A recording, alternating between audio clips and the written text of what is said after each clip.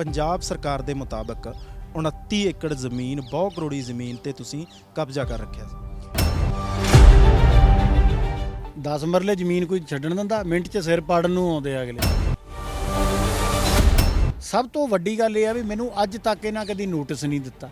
ਇਹਨਾਂ ਨੇ X party decision ਆਪ ਹੀ ਸਵਾਲ ਉਠਾਏ ਆ, ਆਪ ਹੀ ਹੱਲ ਦੱਸਿਆ, ਆਪ ਹੀ ਕਾਰਵਾਈ ਕੀਤੀ ਆ। ਉਹਨਾਂ ਦੇ ਮੁਤਾਬਕ ਨਜਾਇਜ਼ ਕਬਜ਼ਾ ਸੀ ਤਾਂ ਫਿਰ ਨੋਟਿਸ ਕਿਸ ਗੱਲ ਦਾ? ਜੋ ਐਜ਼ ਪਰ ਐਡਵਰਸ ਪੋਜੀਸ਼ਨ ਹੈਗਾ, ਲੋਕਾਂ ਤੋਂ ਤੁਸੀਂ ਕਲੈਕਟਰ ਰੇਟ ਦੇ ਹਿਸਾਬ ਨਾਲ ਸਟੈਂਪ ਡਿਊਟੀ ਜਮ੍ਹਾਂ ਕਰਾਓ, ਤੁਹਾਨੂੰ 50,000 ਕਰੋੜ ਸਾਰੇ ਪੰਜਾਬ 'ਚੋਂ ਇਕੱਠਾ ਹੋ ਜਾਣਾ, ਤੁਹਾਡੀ ਅੱਧੀ ਸਮੱਸਿਆ ਖਤਮ ਹੋ ਜਾਂਦੀ ਹੈ। ਤਰੀਕੇ ਆ ਹੁੰਦੇ ਕੰਮ ਕਰਨ ਦੇ। ਇਹ ਕਿੱਥੋਂ ਕੁ ਤੱਕ ਪੋਸੀਬਲ ਹੈ ਕਿ ਸਰਕਾਰ ਧੱਕੇ ਨਾਲ ਕਿਸੇ ਪੋਲੀਟੀਕਲ ਆਪਣੇ ਮੰਤਵ ਦੇ ਨਾਲ ਕਿਸੇ ਦੀ ਵੀ ਜ਼ਮੀਨ ਤੇ ਜਾ ਕੇ ਕਬਜ਼ਾ ਕਰੇ? ਸਤਿ ਸ਼੍ਰੀ ਅਕਾਲ, ਤੁਸੀਂ ਦਾ ਅਨਮਿਊਟ ਦੇਖ ਰਹੇ ਹੋ ਤੇ ਮੈਂ ਆ ਰਵੀ ਸੰਗਰਾਹੂਰ। ਕੱਲ ਇੱਕ ਬਹੁਤ ਵੱਡੀ ਕਾਰਵਾਈ ਹੋਈ ਸੀ ਪੰਜਾਬ ਸਰਕਾਰ ਦੇ ਵੱਲੋਂ। ਪੰਚਾਇਤ ਮੰਤਰੀ ਕੁਲਦੀਪ ਸਿੰਘ ਧਾਲੀਵਾਲ ਇੱਕ ਬਹੁ ਕਰੋੜੀ ਜ਼ਮੀਨ ਦੇ ਵਿੱਚ ਜਾਂਦੇ ਆ ਜਿਹੜੀ 29 ਏਕੜ ਦੱਸੀ ਜਾਂਦੀ ਹੈ। ਉੱਥੇ ਜਾ ਕੇ ਉਹ ਦਾਅਵਾ ਕਰਦੇ ਆਪਣੇ ਅਫਸਰਾਂ ਦੇ ਨਾਲ, ਪੂਰੇ ਆਪਣੇ ਕਾਫਲੇ ਦੇ ਨਾਲ ਜਾ ਕੇ ਕਬਜ਼ਾ ਕਰਦੇ ਔਰ ਕਹਿੰਦੇ ਆ ਕਿ ਇਹ ਜ਼ਮੀਨ ਕਿਸੇ ਵਿਅਕਤੀ ਨੇ ਨਾਜਾਇਜ਼ ਤੌਰ ਤੇ ਦੱਬੀ ਹੋਈ ਸੀ, ਕਿਉਂਕਿ ਇਸ ਤੋਂ ਪਹਿਲਾਂ ਕੁਲਦੀਪ ਸਿੰਘ ਧਾਲੀਵਾਲ ਇਹ ਕਹਿ ਚੁੱਕੇ ਨੇ ਕਿ ਉਹ 30 ਤਰੀਕ ਤੱਕ 5000 ਏਕੜ ਜ਼ਮੀਨ ਜਿਹੜੀ ਪੰਚਾਇਤੀ ਸੀ, ਲੋਕਾਂ ਨੇ ਦੱਬ ਲਈ, ਉਹ ਛੁਡਾਉਣਗੇ। ਔਰ ਸਭ ਤੋਂ ਪਹਿਲੀ ਕਾਰਵਾਈ ਉਸ 29 ਏਕੜ ਤੇ ਹੋਈ ਜਿਹੜਾ ਮੋਹਾਲੀ ਦਾ ਪਿੰਡ ਹੈ। ਔਰ ਖਾਸ ਤੌਰ ਤੇ ਤੁਸੀਂ ਸੌਖਾ ਸਮਝ ਜਾਓਗੇ ਕਿ ਉੱਥੇ ਸੁਖਬੀਰ ਸਿੰਘ ਬਾਦਲ ਦਾ ਸੁੱਖ ਵਿਲਾਸ ਵੀ ਹੈ ਔਰ ਕੈਪਟਨ ਅਮਰਿੰਦਰ ਸਿੰਘ ਦਾ ਸਿਸਵਾ ਫਾਰਮ ਵੀ ਹੈ। ਉਹਦੇ ਨਾਲ ਲੱਗਦੀ 29 ਏਕੜ ਜ਼ਮੀਨ ਸੀ। ਹੁਣ ਜਿਨ੍ਹਾਂ ਦੀ ਜ਼ਮੀਨ ਸੀ ਉਹ ਸਿਆਸਤਦਾਨ ਰਹੇ ਨੇ, ਇਸ ਤੋਂ ਪਹਿਲਾਂ ਆਮ ਆਦਮੀ ਪਾਰਟੀ ਦਾ ਹਿੱਸਾ ਵੀ ਰਹੇ ਨੇ।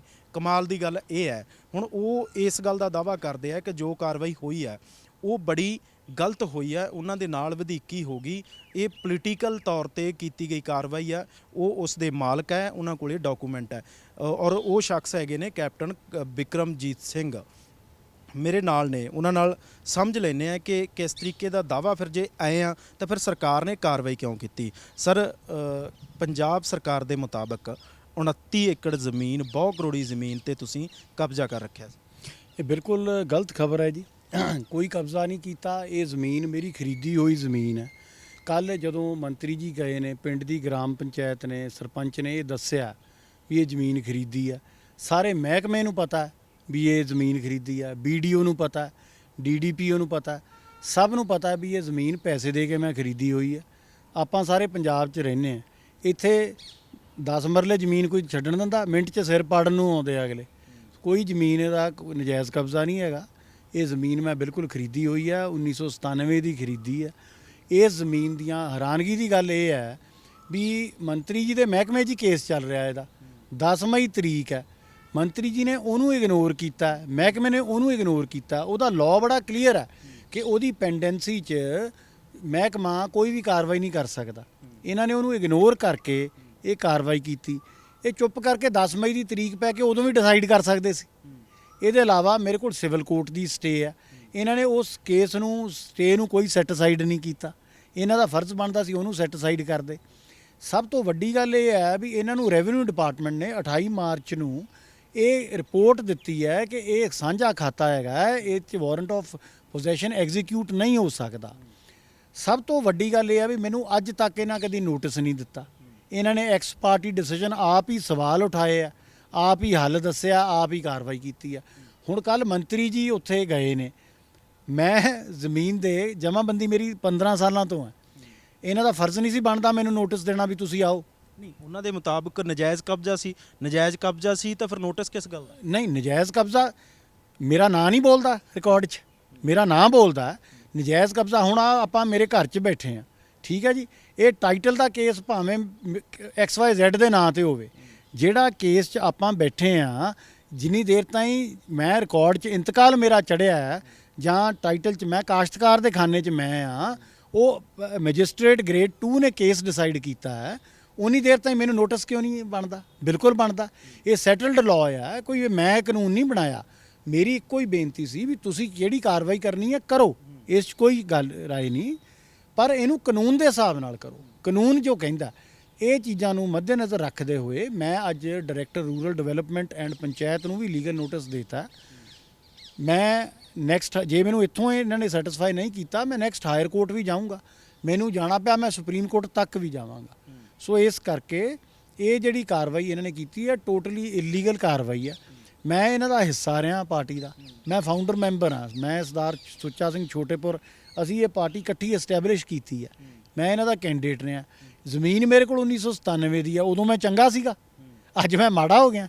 ਸੋ ਇਹ ਜ਼ਮੀਨ ਉਦੋਂ ਵੀ ਤਾਂ ਸੀ ਮੇਰੇ ਕੋਲ ਕਿਹੜਾ ਵੀ ਹੁਣੀ ਆਈ ਆ।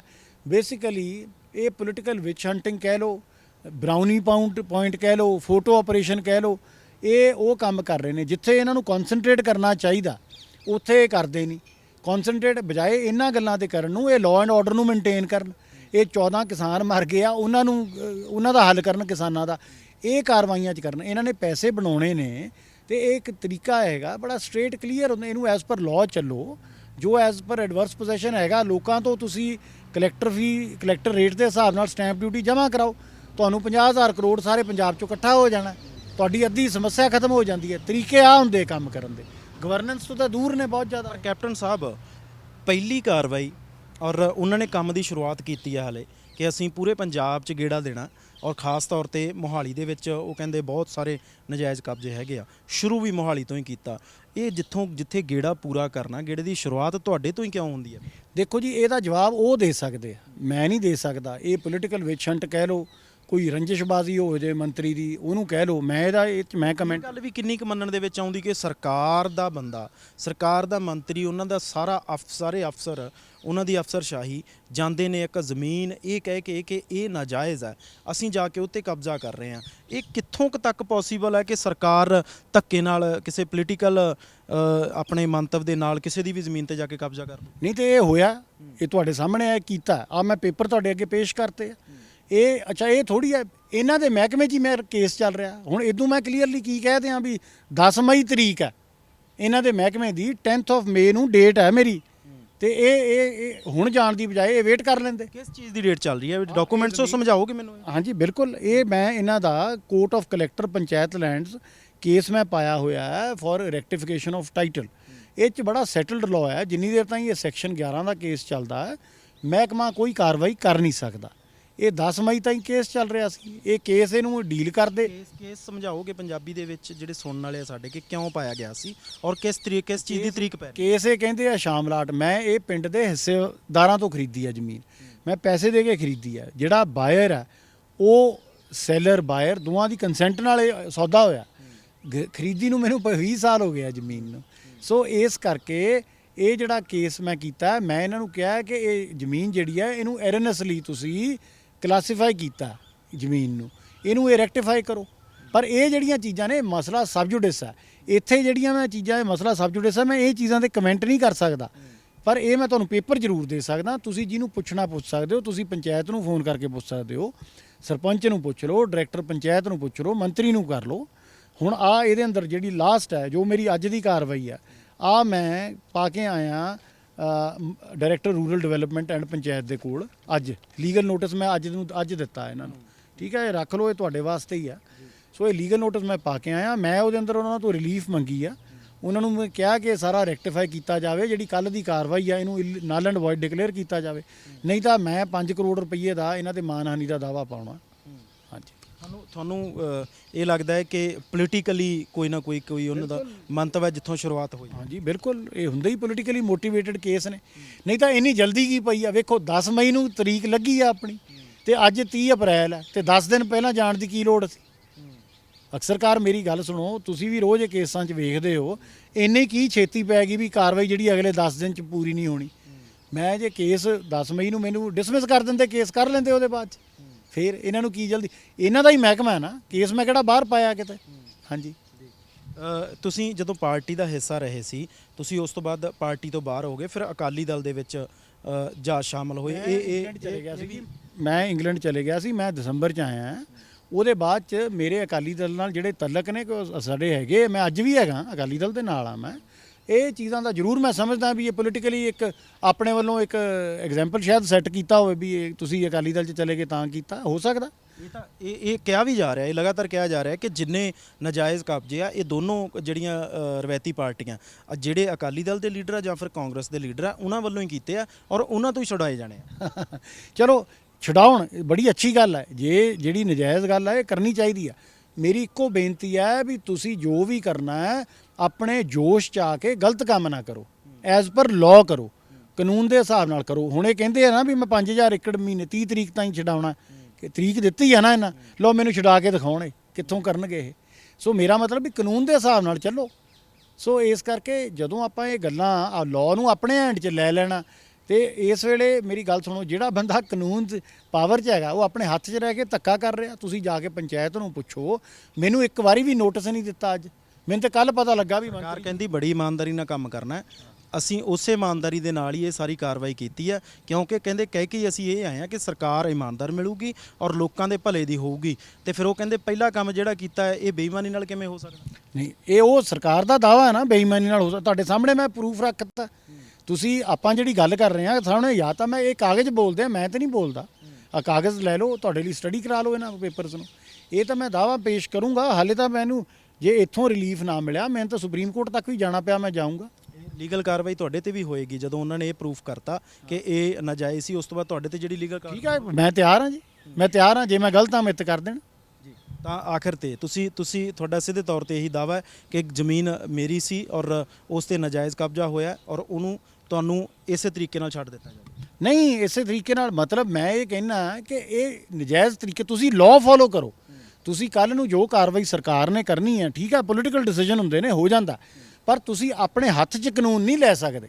ਅਕਸਰਕਾਰ ਇਹ ਰੂਲ ਆਫ ਲਾਅ ਆ ਇੱਥੇ। ਆਪਾਂ ਕੋਈ ਅਫਗਾਨਿਸਤਾਨ ਨਹੀਂ ਬੈਠੇ ਵੀ ਅਸੀਂ ਜੋ ਜੀ ਕਰਦਾ ਅਸੀਂ ਕਰ ਲਾਂਗੇ। ਇਹ ਪੰਜਾਬ ਹੈ, ਇੱਥੇ ਲੋਕ ਹੋਰ ਤਰ੍ਹਾਂ ਦੇ ਨੇ। ਅਸੀਂ ਪੜ੍ਹੇ ਲਿਖੇ ਲੋਕ ਹਾਂ, ਡੈਮੋਕ੍ਰੈਟਿਕ ਲੋਕ ਹਾਂ। ਮੈਂ ਫੌਜੀ ਅਫਸਰ ਹਾਂ, ਮੈਂ ਸ਼ੌਰਯ ਚੱਕਰ ਵਿਜੇਤਾ, ਮੈਂ ਨੈਸ਼ਨਲਿਸਟ ਕਹਿੰਦਾ ਨਹੀਂ। ਮੈਨੂੰ ਸਰਟੀਫਿਕੇਟ ਦਿੱਤਾ ਇੰਡੀਅਨ ਆਰਮੀ ਨੇ, ਮੈਨੂੰ ਸਰਕਾਰ ਨੇ ਸਰਟੀਫਿਕੇਟ ਦਿੱਤਾ ਸ਼ੌਰਯ ਚੱਕਰ ਦਾ। ਮੈਂ ਇਹਨਾਂ ਵਾਂਗੂ ਨੈਸ਼ਨਲਿਸਟ ਬਣਦਾ ਨਹੀਂ, ਮੈਂ ਹੈਗਾ। ਪਰ ਇਹ ਜਿਹੜੀ ਕਾਰਵਾਈ ਕਰਨੀ ਹੈ ਇਹ ਤੁਸੀਂ ਕਾਨੂੰਨ ਦੇ ਦਾਇਰੇ 'ਚ ਰਹਿ ਕੇ ਕਰੋ। ਇਹਨਾਂ ਨੇ ਇਹ ਅਨਲੌਫੁਲ ਕਾਰਵਾਈ ਕੀਤੀ ਹੈ, ਆਹ ਮੇਰਾ ਕਹਿਣਾ। ਅੱਛਾ, ਸਰਕਾਰ ਇਹ ਸਾਬਤ ਕਰਨ ਦੇ ਵਿੱਚ ਜੇਕਰ ਕਾਮਯਾਬ ਹੋ ਜਾਂਦੀ ਹੈ ਕਿ ਵਾਕਈ ਤੁਹਾਡਾ ਨਾਜਾਇਜ਼ ਕਬਜ਼ਾ ਸੀ, ਤੇ ਫਿਰ ਤੁਸੀਂ ਉਸ ਤੋਂ ਬਾਅਦ ਤੁਹਾਡਾ ਕੀ ਰਿਐਕਟ ਹੋਊਗਾ? ਦੇਖੋ, ਸਰਕਾਰ ਇਸੇ ਕਰਕੇ ਹੀ ਉਹ ਕਬਜ਼ਾ ਕੀਤਾ ਨਾ ਕਿ ਉਹ ਦਾਅਵਾ ਕਰਦੇ ਆ ਕਿ ਨਾਜਾਇਜ਼ ਆ। ਉਹਨਾਂ ਦੇ ਡਿਪਾਰਟਮੈਂਟ ਤੋਂ ਉਹਨਾਂ ਨੇ ਸਾਰੇ ਡਾਕੂਮੈਂਟ ਲਏ ਹੋਣਗੇ। ਉਹਨਾਂ ਨੇ ਜਦੋਂ ਇਹ ਫਾਈਨਲ ਹੋ ਗਿਆ ਕਿ ਆਹ ਜ਼ਮੀਨ ਹੈ ਜਿਹੜੀ ਨਾਜਾਇਜ਼ ਤੌਰ ਤੇ, ਤਹਿਸੀਲਦਾਰ ਦਾ ਕਿਵੇਂ ਡਾਕੂਮੈਂਟ ਇਗਨੋਰ ਕਰ ਲੋਗੇ? ਇਹ ਰੈਵਨਿਊ ਡਿਪਾਰਟਮੈਂਟ ਦਾ ਡਾਕੂਮੈਂਟ ਦੇਖ ਲਓ ਤੁਸੀਂ, ਆ ਮੈਂ ਰੱਖ ਦਿੰਦਾ ਸਾਹਮਣੇ ਤੁਹਾਡੇ। ਆ 28 ਮਾਰਚ ਦਾ ਡੇਟਡ ਹੈ, ਇਹ ਪੜ੍ਹ ਲਓ। ਇਹਨਾਂ ਨੇ ਆਖਿਆ, ਤਹਿਸੀਲਦਾਰ ਨੇ ਕਿਹਾ ਇਹ 'ਚ ਵਾਰੰਟ ਆਫ ਪੋਜੈਸ਼ਨ ਐਗਜ਼ੀਕਿਊਟ ਹੀ ਨਹੀਂ ਹੋ ਸਕਦਾ। ਲਾਸਟ 4 ਲਾਈਨਾਂ ਪੜ੍ਹ ਲਓ। ਇਹਨੂੰ ਕਿਵੇਂ ਇਗਨੋਰ ਕਰਤਾ ਇਹਨਾਂ ਨੇ? ਠੀਕ ਹੈ, ਤਾਂ ਇਹ ਸਨ ਕੈਪਟਨ ਬਿਕਰਮਜੀਤ ਸਿੰਘ, ਜਿਹੜੇ ਸਿੱਧੇ ਤੌਰ ਤੇ ਦਾਅਵਾ ਕਰਦੇ ਆ ਕਿ ਸਰਕਾਰ ਨੇ ਜੋ ਕੰਮ ਕੀਤਾ ਹੈ ਉਹ ਸਿਆਸਤ ਤੋਂ ਪ੍ਰੇਰਿਤ ਹੈ। ਜੇ ਡਾਕੂਮੈਂਟ ਚੈੱਕ ਕਰਦੇ ਆ ਤਾਂ ਉਹ ਕਹਿੰਦੇ ਸਿੱਧੇ ਤੌਰ ਤੇ ਮੇਰਾ ਕਬਜ਼ਾ ਹੈ ਔਰ ਇਹ ਜ਼ਮੀਨ ਮੈਂ ਖਰੀਦੀ ਹੋਈ ਆ। ਸਰਕਾਰ ਇਹਦੇ ਉਲਟ ਦਾਅਵਾ ਕਰਦੀ ਹੈ ਕਿ ਨਾਜਾਇਜ਼ ਕਬਜ਼ਾ ਸੀ, ਬਹੁਤ ਕਰੋੜੀ ਜ਼ਮੀਨ ਹੈ। ਉਸ ਵੇਲੇ ਪਾਵਰਾਂ 'ਚ ਰਹਿ ਕੇ ਜਾਂ ਪਾਵਰਾਂ ਵਾਲੇ ਲੀਡਰਾਂ ਨਾਲ ਰਹਿ ਕੇ ਇਹ ਜ਼ਮੀਨਾਂ ਤੇ ਕਬਜ਼ੇ ਹੋ ਗਏ। ਹੁਣ ਦੇਖਣਾ ਹੋਏਗਾ ਕਿ ਇਹਨਾਂ ਦੇ ਦਾਅਵੇ ਤੋਂ ਬਾਅਦ, ਲੀਗਲ ਕਾਰਵਾਈ ਤੋਂ ਬਾਅਦ ਸਰਕਾਰ ਆਪਣਾ ਪੱਖ ਕੀ ਪੇਸ਼ ਕਰਦੀ ਹੈ। ਆਪਣੇ ਸਹਿਯੋਗੀ ਗਗਨ ਭਾਰਤੀ ਨਾਲ ਮੈਂ ਰਵੀ ਸੰਗਰਾਹੁਰ ਦਾ ਅਨਮਿਊਟ, ਚੰਡੀਗੜ੍ਹ।